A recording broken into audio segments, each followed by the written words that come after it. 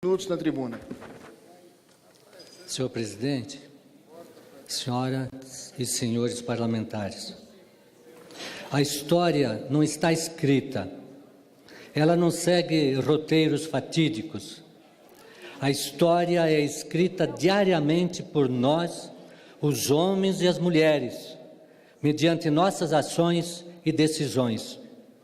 E podemos lhe conferir a direção e o ritmo que nos parecem melhores. Mário Vargas Llosa. Senhor presidente, estamos escrevendo página marcante da nossa história. O mandato da Presidente da República encontra-se agora sob o crivo do Senado Federal e sob os olhos da nação. Temos ouvido reiteradamente da própria Presidente e de parlamentares o mantra de que se está a cometer injustiça, que o país está sofrendo um golpe contra a democracia. Cinicamente nisso se insiste, como se ignorássemos a organização criminosa que se apoderara da República, assim qualificada, não por nós, mas pelo Ministério Público Federal. Nesse emaranhado de sucessivos escândalos, na campanha e no governo da Presidente, imagina alguém que ela possa de tudo se isentar, de que nada sabia, de que de nada participou, a nada se omitiu? Ainda agora, nas gravações de Sérgio Machado, fez-se referência a seu conhecimento sobre origens escusas de recursos para sua campanha, advindos da empresa Odebrecht. Significa isso que sua eleição foi ilegítima. São inúmeras as acusações que constaram da denúncia e que configuram o conjunto da obra e terminam influenciando na avaliação de sua conduta. Pelo menos mais de uma dezena de acusações constantes da denúncia auxiliam na aferição desse juízo político sobre a Presidente. Conduziu o Brasil à mais grave crise de nossa história. Praticou estelionato eleitoral. O Tribunal de Contas da União assinalou a violação da Lei de Responsabilidade Fiscal. Maquiou a contabilidade, incidindo em falsidade ideológica ao demonstrar situação financeira inexistente.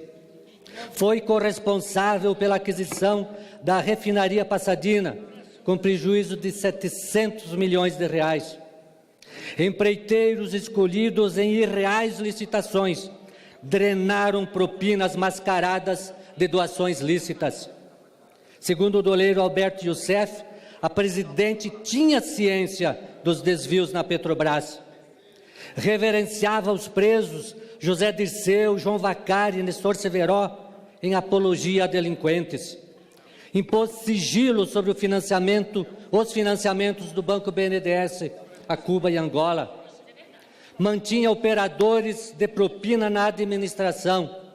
Veja-se o CARF, Berenice Guerra, prejuízos de bilhões de reais. Nomeou ministro o responsável financeiro por sua campanha, acusado de ser receptor de 14 milhões de reais, protegendo-o assim da Operação Lava Jato e do Dr. Moro. Nomeou o ex-presidente Lula para exercer o cargo de ministro de Estado, também para blindá-lo da Operação Lava Jato. E quem afirmou isso foi o Procurador-Geral da República, Dr. Janot. Esse mesmo crime de responsabilidade repetiu-se às vésperas da votação do impeachment, quando se expediu o Diário Oficial para se inserir nomeações mercadejadas por votos contra o impeachment. Mancheteou a Folha de São Paulo: Dilma nomeia para 18 ministérios em edição extra no Diário Oficial. Isso na antevéspera da votação do impeachment. O governo faz 100 nomeações e exonerações. Tão confessadas foram tais intenções que um dia após a não obtenção do barganhado voto, deram-se exonerações.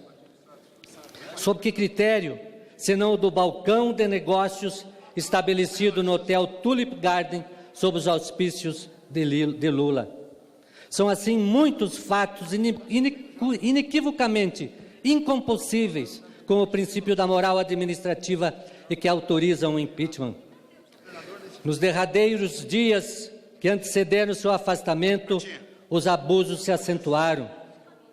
Divulgou que faria pronunciamento na ONU, denunciando o famigerado golpe, entre aspas, só não o fazendo diante de admoestações de ministros da Corte Suprema de que seria um gravíssimo erro. Até quando se a deveria vigiar?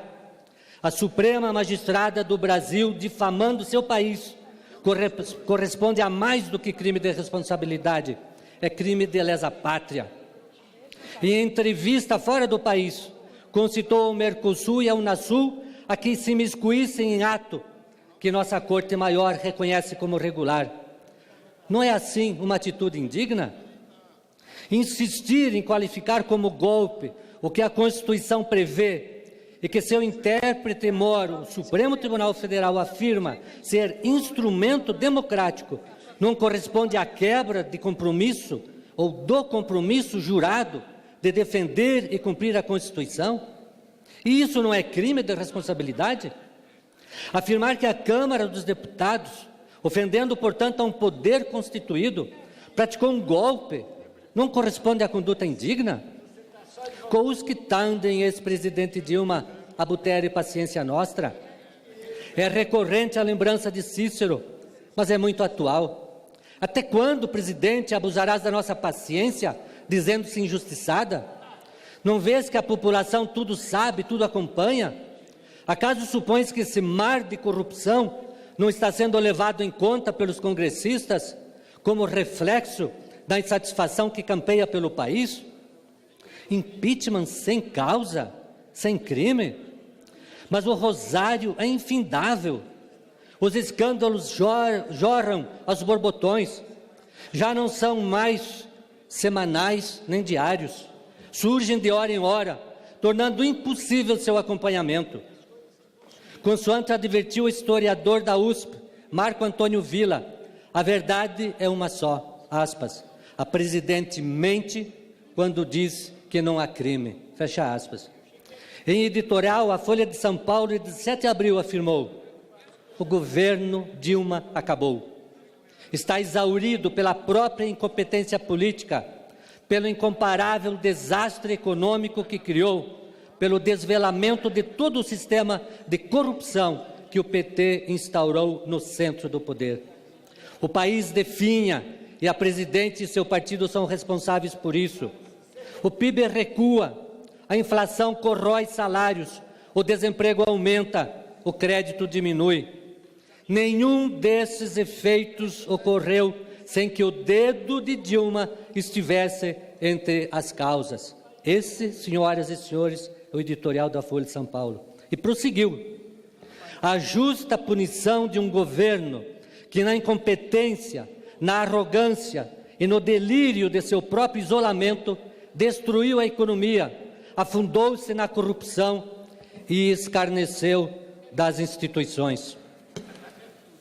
O impeachment, senhoras e senhores, é a solução que a Constituição apresenta para um governo que chafurda no lodo da corrupção, em que os escândalos não têm fim, em que a economia desanda, levando ao desespero 11 milhões de desempregados, em que centenas de milhares de empresas encerram suas atividades. Não há remédio para esse caos? A par dessa moldura fática, compulsado esse espectro de ilicitudes, examinemos a questão técnica da tipicidade dos crimes imputados. Acaso não é crime de responsabilidade a abertura de créditos suplementares por decreto presidencial sem autorização do Congresso Nacional, quando já se sabia do descumprimento de meta fiscal prevista na LDO? Foram bilhões suplementados sem aprovação do Congresso. E a outra imputação é de crime de responsabilidade pela contratação ilegal de operações de crédito, as pedaladas fiscais. A lei proíbe a operação de crédito com instituição financeira estatal. Foram muitas as operações. O crime de responsabilidade fica mais evidente quando se atenta para o modus operandi do governo. Pegava centenas de bilhões de reais do Tesouro e os transferia para o BNDES, ao invés de cobrir seus débitos nos bancos estatais. Por que agia assim? Porque o BNDES pagaria as empreiteiras e essas sujariam as suas mãos com propinas. Essa era a perfídia do governo. Tirava recursos que deveriam ir para o Bolsa Família e para Minha Casa Minha Vida e os distribuía às empreiteiras do Lava Jato, para então receber seus achaques. A verdade é que não precisaria de empréstimos criminosos se não privilegiasse a campanha sua, regando as empreiteiras em corrupção miliardária. Agora se diz que a prova do golpe é que surgiram gravações sobre a intenção de cassar seu mandato. Seria uma trama para pôr fim à Operação Lava Jato. Ora, não sejamos trouxas, como nos advertiu Lia Luft. Afinal, de quem é a proposta que tramita nesta casa para que não mais se aceite delação premiada de alguém preso? Não é de títere do Partido dos Trabalhadores? Desabrida e oficialmente, o PT assumiu que deseja sufocar o trabalho do juiz Moro. E deslavadamente atribui isso a outrem, como aliás só se comportar. Vale a pena trazer a esta casa artigo que o homenageado juiz Sérgio Moro publicou ontem no jornal Estado de São Paulo, aspas, A Justiça e os Decaídos, cuja transcrição integral solicito nos anais da casa. Sobre essa conduta dos integrantes do PT, assim descreveu o doutor Moro. Preocupa, aspas, preocupa a proposição de projetos de lei que buscam proibir que criminosos presos possam confessar seus crimes e colaborar com a justiça. A experiência histórica não recomenda essa vedação, salvo em benefício de organizações criminosas. Fecha aspas. Veja-se a preocupação do juiz Sérgio Moro, o projeto de lei de petista que deseja o fim da delação premiada para beneficiar a organização criminosa. Vamos ler um pouco mais do artigo do Dr. Moro. Aspas. Pode-se imaginar como a história seria diferente se não tivessem colaborado, ou se mesmo querendo colaborar, tivessem sido impedidos por uma regra legal que proibisse que criminosos presos, na forma da lei, pudessem confessar seus crimes e colaborar com a justiça? Fecha aspas. Pergunto, quem é que deseja aprovar uma lei que proíbe o preso de colaborar com a justiça, desvendando assim a organização criminosa? Resposta, o partido da Presidente da República. É a prova cabal de que procuram, mais uma vez, obstruir a justiça, dificultando a Lava Jato. Os procuradores da República, Diogo Castor e Carlos Lima, no mesmo jornal, chamaram a atenção para o fato de estarem surgindo no país projetos que visam embaraçar a apuração dos crimes de colarinho branco. Jocosamente, referem-se ao famoso decreto italiano salva ladri, isto é, salva ladrões. E prosseguem, aspas, agora o que se vê é a vontade do Parlamento de, por via oblíqua, cassar a decisão do Supremo Tribunal Federal, num manifesto ataque à separação dos poderes. Fecha aspas. De quem é esse outro projeto de lei que busca ser pedra no caminho da Lava Jato? Do mesmo deputado do partido da Presidente. Sobre essa proposta, afirmam os procuradores, mais recentemente, o supracitado projeto de lei, que intenta perpetuar o indevido processo penal infinito dos réus ricos e poderosos do Brasil. Fecha aspas. Assim, quem visa impedir os resultados da Lava Jato, senhor presidente, é, sem dúvida, o PT. Exterioriza muito desplante falar-se de golpe orquestrado. É acaso engenho de alguns políticos interessados em afastar a Presidente? Será Valho-me aqui do jurista Ivens Gandra da Silva Martins para evidenciar não se tratar de golpe. Diz o jurista: quem são os golpistas? Os 367 deputados, os 55 senadores que votaram pela abertura do processo de impeachment? Os 11 ministros do Supremo Tribunal, o Constituinte, que aprovou os artigos 85 e 86 da Constituição acerca dos crimes de responsabilidade? Ou ainda o Superior Tribunal de Justiça e os tribunais regionais federais, que consideram ser culpa grave deixar roubar, um ato de improbidade administrativa? O Parlamento, que aprovou a lei na qual a omissão é ato de improbidade? Fecha aspas.